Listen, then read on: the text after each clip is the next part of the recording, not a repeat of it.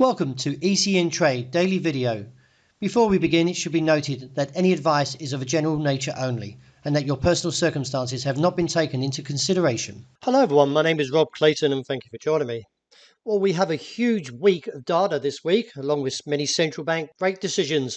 Kicking off with the RBA with an expected 25 base point rate hike, with much talk of 50.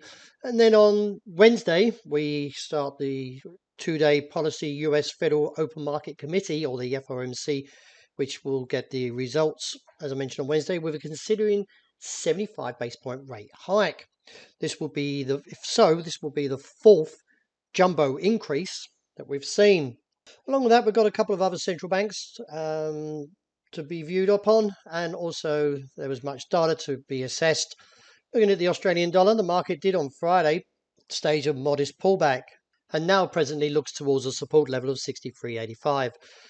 In light of the pattern, we haven't fully broken down. The MACD is still relatively firm and therefore could see the market rise from away, that is from 63.85, and look towards 64.45 with the upside trajectory at 65 to 66 cents after we got the break above 64.45 last week.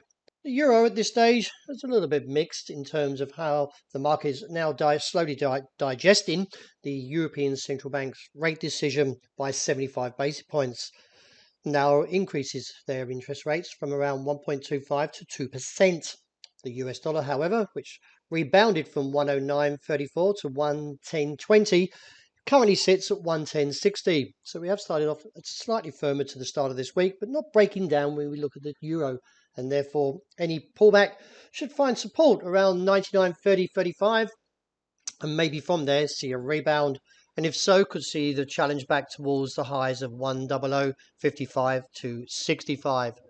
The dollar yen has staged a modest recovery and currently trading around 148, and no doubt the Bank of Japan will be continuing to check FX markets rates, that is, to see where the weakness to the Japanese yen to the US dollar, and if so, could intervene again.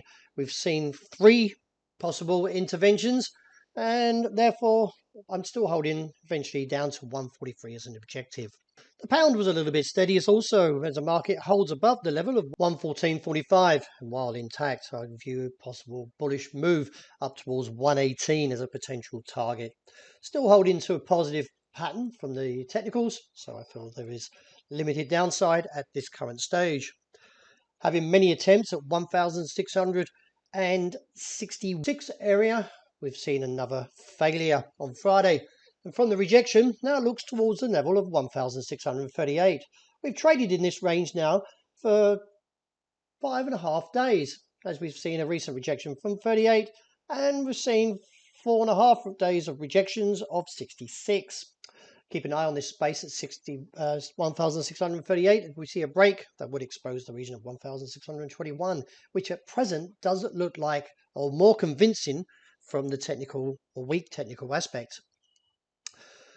It would seem that oil can't at this present break through 88.25.55 if the market backs away again, as it currently trades around 87.60.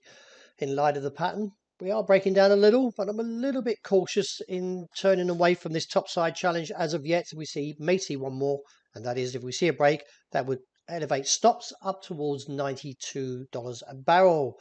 But we have seen very much of a struggle since the rebound of 81, so it could be time soon to wrap up those bullish bags and start viewing the bearish case as it starts to unfold.